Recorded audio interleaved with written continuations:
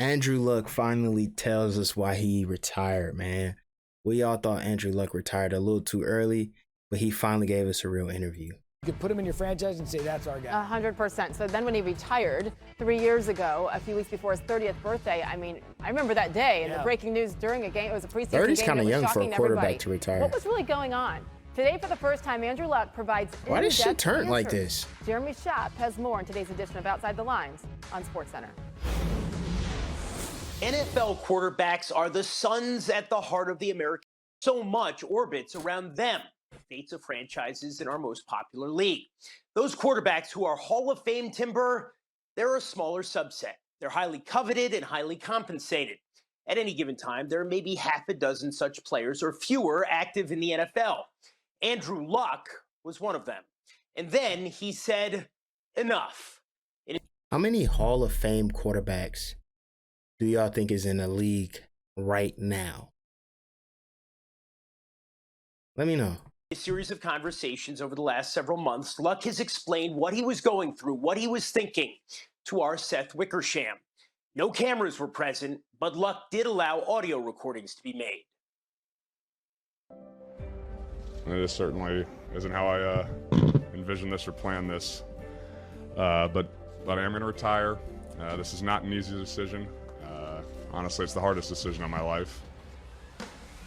How could Andrew Luck, a generational quarterback, Andrew Luck to Ryan, and the Colts with another touchdown, a quarterback on track for the Hall of Fame, he was born to do great things in the National Football League, walk away?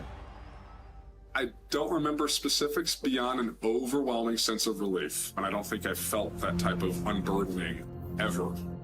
Wow. Luck's emotions were all tangled together. Relief mixed with mourning, guilt mixed with a profound unburdening, a dozen thoughts and feelings that he couldn't name or even really describe.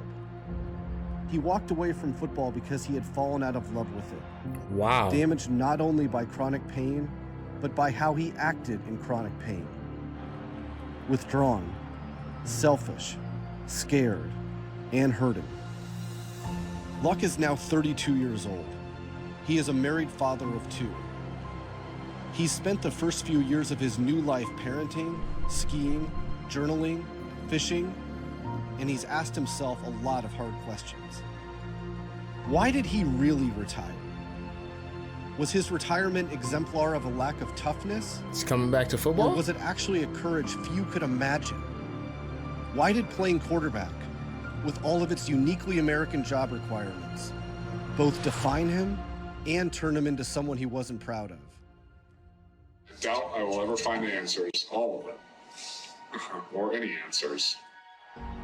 But Luck's story with football is ultimately a love story. In August of It's crazy because football is one of those things that's like, if you get the opportunity to play at that high level, it's like the purpose is you can't stop until you stop playing. Until you can't go anymore, you should never stop. 2021, he visited a high school so this is kind of crazy. Colorado. He smelled the dank locker room, he threw passes with the quarterbacks, and he spoke to the team. When he drove home, he couldn't stop smiling. He later decided that he wanted back in the game, not as a quarterback who would save the fortunes of the Colts in the city of Indianapolis, but maybe as a high school coach. Seth, your digital story, it's about 7,000 words. It's all about the inner life of a superstar and what the public can't see. With Andrew Luck, how did a shoulder injury, how did it bring him to such a dark place and spin him into this cycle of self-doubt and anguish? Great question. I think that it goes back in many ways to when he entered the NFL. You know, when he was at Stanford, we spoke about Andrew Luck as if he had a limitless life. He could have been an architect, an engineer, a politician, anything he wanted, when in fact his life was actually pretty limited. He was a junkie, he was a quarterback. And I think that when he got into the NFL, he was under so much pressure, both externally and internally, to replace Peyton Manning and deliver for that franchise and that city, that he really set up a series of survival mechanisms leading a very rigid, ruthless, and sideload life. And I think that when he got hurt, when he hurt his shoulder in 2015, and it wasn't healing the way that he wanted it to, hoped that it would, and he was out of answers, all of those habits that he had developed over the years kind of just accelerated, and it led him to be a person that he didn't like. That's actually crazy, because when you think about it, like, you actually got to think, like, he did have to fill Peyton Manning's shoes. Like, can you imagine the pressure of somebody like Mac Jones who has to fill Tom Brady's shoes? Like that if you let that get in your head, bro, you're like, yo, I'm not as good. Or if I want to be as good as him, like they want me to be, I have to give up everything else and just play football.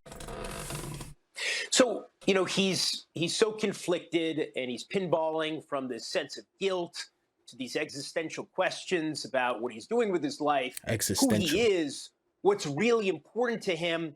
How does he finally achieve clarity and decide to walk away?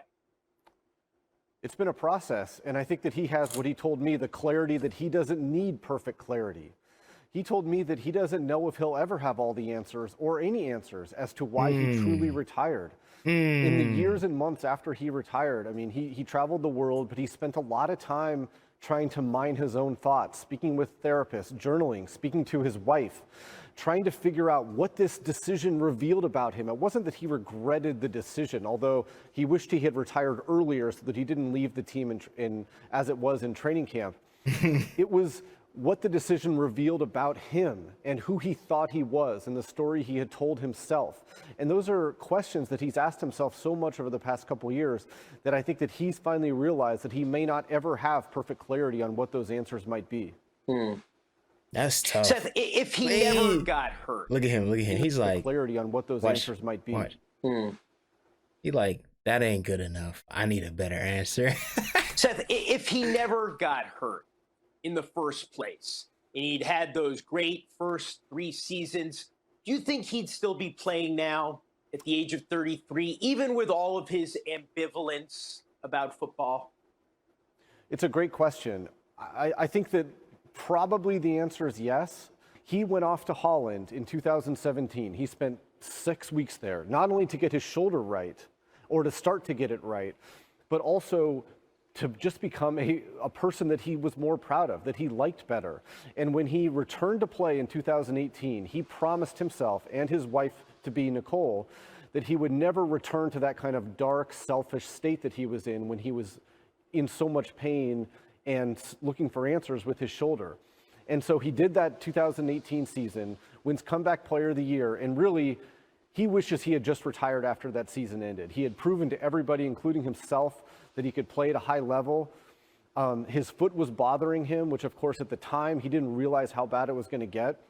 And as that offseason went on, he felt himself slipping back into those same traits that he didn't like about himself the previous years as the pain in his leg and in his ankle and in his foot intensified. And that's ultimately why he retired. Yeah, it's really a remarkable story about a conflicted superstar in the NFL. Seth Wickersham, thank you so much. Thanks, man. So essentially what it sounds like, and I'm just putting my opinion on, because everybody has an opinion on this story, but I think there was just too much. When you get to a point where you know you can perform, you know what you need to perform, and you can't perform at the level that you want to, it's like, why am I trying to perform when I know I physically can't?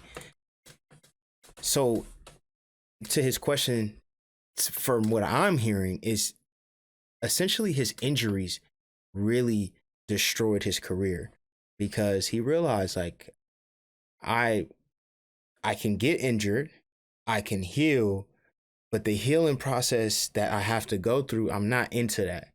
I don't like the way I have to go through this process. Maybe whatever process he was doing, only him and God knows that process, but he just didn't enjoy it. So then it comes down to the point where I don't want to keep getting injured again. So maybe he got injured one last time and was just like, I'm done. I can't do this. I already showed you guys everything I got. I could be the best quarterback I want to be. and I can be the guy who replaced Peyton Manning, but I don't want to. It's a powerful thing to hear somebody say that, because majority of us are slaves to the money and slaves to